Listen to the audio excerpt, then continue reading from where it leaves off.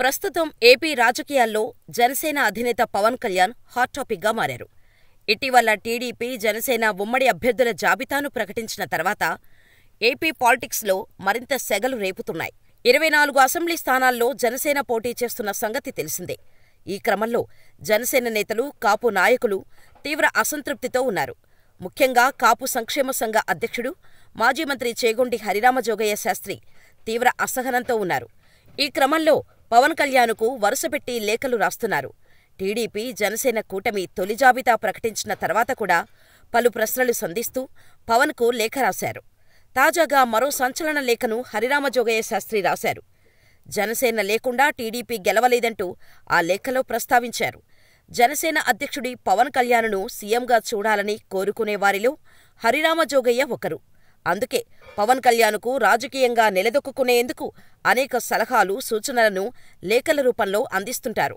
తన లేఖలపై పవన్ స్పందించకున్నా కూడా హరిరామజోగయ్య మాత్రం వదలడం లేదు. సీట్ల విషయంలో, పవర్ షేరింగ్ విషయంలో స్పష్టత తీసుకోవాలని పలుమార్లు పవన్ కళ్యాణ్కి సూచించారు.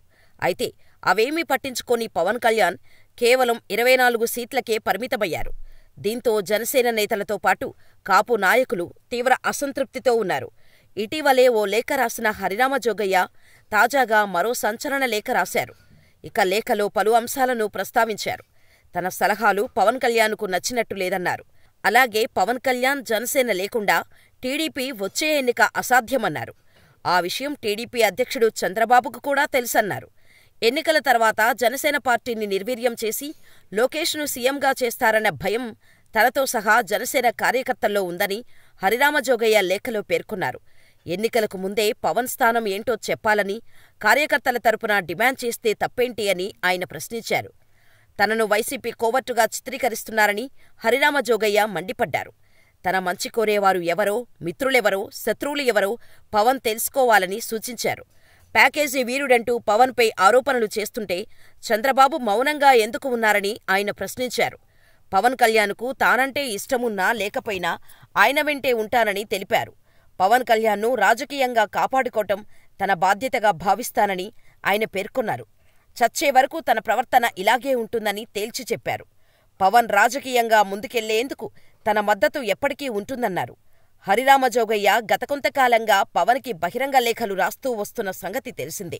ఈ నేపథ్యంలో ఇటీవల టీడీపీ, జనసేన కూటమి ఏర్పాటు చేసిన జెండా సభలో పవన్ కళ్యాణ్ కొంతమంది పెద్దలు తనకు సలహాలు ఇవ్వటం మానుకోవాలంటూ చేసిన వ్యాఖ్యలకు రియాక్షన్గా హరిరామజోగయ్య ఈ లేఖ రాసినట్టు రాజకీయ విశ్లేషకులు అభిప్రాయపడుతున్నారు. ఇదిలా ఉంటే ఏపీ రాజకీయాల్లో ఆసక్తికర పరిణామం చోటు చేసుకుంది. కాపు సంక్షేమ సంఘ అధ్యక్షుడు, మాజీ మంత్రి చేగొండి హరిరామజోగయ్య కుమారుడు సూర్యప్రకాష్ వైఎస్సార్సీపీలో చేరారు.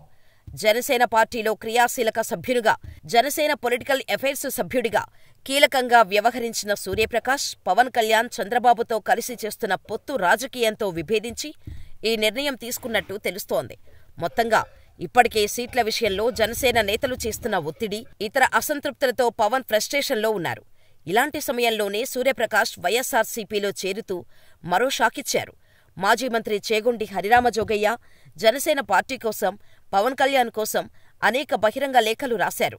ముఖ్యంగా వచ్చే ఎన్నికల్లో జనసేన ఎలా వ్యవహరించాలో పవన్ కళ్యాణ్కు సలహాలు కూడా ఇచ్చారు.